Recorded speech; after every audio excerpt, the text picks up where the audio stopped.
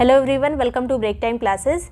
इस वीडियो में हम विश्व के जितने भी घास के मैदान हैं वो सभी कंप्लीट कवर करेंगे। जो उष्णकटिबंधीय घास के मैदान होते हैं, शीतोष्णकटिबंधीय घास के मैदान होते हैं, मैपिंग से जितने भी महाद्वीप वाइज हैं उसको कवर करेंगे। तो चलिए शुरू करेंगे। ये सभी नोट्स वगैरह जो बूस्टर सीरीज वगैरह है या फिर जितने भी वैसे सब्जेक्ट वाइज नोट्स हैं, टेस्ट हैं, जो लास्ट 10 ईयर के सब्जेक्ट वाइज POIQs हैं, पूरा एक्सप्लेन करके वो सब आपको UP pieces pre, RO pre या दोनों के कंबाइन ग्रुप में मिल जाएगा। ज्वाइन करने के लिए जो नंबर दिया है इस पर व्हाट्सएप करके ग्रुप की डिटेल्स ले सकते हैं। घास के मैदान में सबसे पहले उष्णकटिबंधीय घास के मैदान या जो गर्म एरिया वाले घास के मैदान ये होते हैं। खास करके भूमध्य रेखा के उत्तर और दक्षिण में जो 10 से 25 अक्षांश वाला क्षेत्र होता है, 10 से 25 डिग्री अक्षांश वाला जो क्षेत्र होता है, यानी भूमध्य रेखा के आसपास वाला क्षेत्र, मेनली जो है मकर और कर्क रेखा के बीच में। ये भूमध्य रेखा हो गई 0 डिग्री और इधर कर्क रेखा, इधर मकर रेखा। इन एरिया के बीच में जो घास के मैदान होते हैं, घास के मैदान मेनली केवल घास ही उसमें नहीं होती है, पेड़ पौधे भी होते हैं, बड़े बड़े वृक्ष होते हैं, उन्हीं को घास के मैदान कह दिया जाता है बस। तो ये इस एरिया में उष्णकटिबंधीय घास के मैदान पाए जाते हैं भूमध्य रेखा के आसपास 10 से 25 डिग्री अक्षांश तक। इसको जो है सवाना प्रकार के घास के मैदान भी कहा जाता है। जो उष्णकटिबंधीय घास के मैदान है, इसका अन्य नाम क्या है? सवाना प्रकार के घास के मैदान। और ये मुख्यतः कहाँ कहाँ पाए जाते हैं? तो पूर्वी अफ्रीका में, ओरिनिको बेसिन। ये देखिए, ये क्वेश्चन जो है पूछा जा चुका है।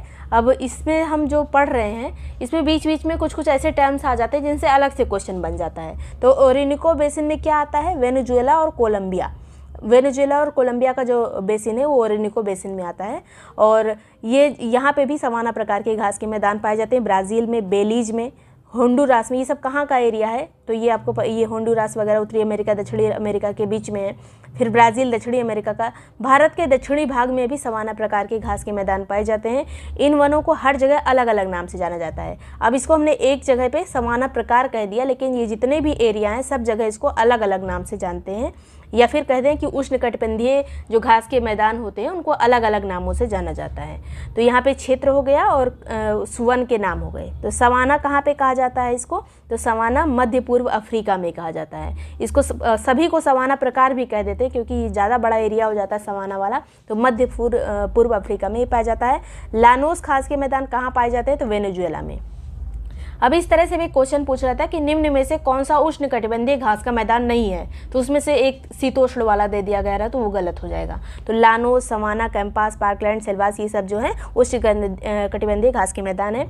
लानोस जो है वेनेजुएला में पाया जाता है। कैंपास जो है ये ब्राज़ील, पराग्वे, अर्जेंटीना और उरुग्वे में पाया जाता है। ये सब दक्षिण अमेरिका के कंट्रीज़ हैं, तो वहाँ पे ये कैंपास पाया जाता है, भी देखेंगे मैप में।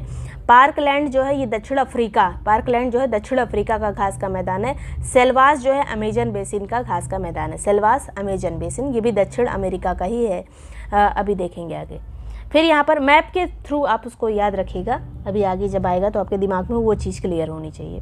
फिर शीतोष्णकटिबंधीय घास के मैदान कौन से होते हैं? जो 30 से 45 डिग्री अक्षांश के बीच में पाए जाते हैं। लगभग ये माना जाता है कि 30 से 45 डिग्री अक्षांश के बीच में पाए जाते हैं शीतोष्ण घास के मैदान। थोड़ा ठंडे होते हैं ये। अब यहाँ पे कौन कौन सा हो गया? प्रेयरी हो गया जो कि अमेरिका का घास का मैदान है। पंपास अर्जेंटीना में मुख्यतः है, उरुग्वे और ब्राज़ील में भी फैला हुआ है। पंपास कहाँ है? अर्जेंटीना। प्रेयरी कहाँ है? अमेरिका। स्टेपीज कहाँ है? यूरेशिया। यूरेशिया यानी पूर्वी यूरोप और मध्य एशिया में ये फैला हुआ है मेनली। स्टेपीज जो है पूर्वी यूरोप और मध्य एशिया। वेल्ड दक्षिण अफ्रीका का शीतोष्ण घास का मैदान है। डाउन्स जो है ऑस्ट्रेलिया का घास का मैदान है। पुस्ताज यूरोप का, मुख्यतः ये हंगरी में फैला हुआ है। अगर यूरोप ना दिया रहा तो हंगरी दिया रहेगा। फिर कैंटरबरी कहाँ का है? तो कैंटरबरी न्यूजीलैंड का है। बहुत बार पूछा जा चुका है कैंटरबरी, न्यूजीलैंड। जितने भी हैं यहाँ पे कई बार पूछे जा चुके हैं सब। कभी निम्न में से कौन सा युग्म सुमेलित नहीं है, कभी इन दोनों को सुमेलित कीजिए, इस तरह से क्वेश्चन आते हैं। या फिर निम्न में से कौन सा शीतोष्ण नहीं है।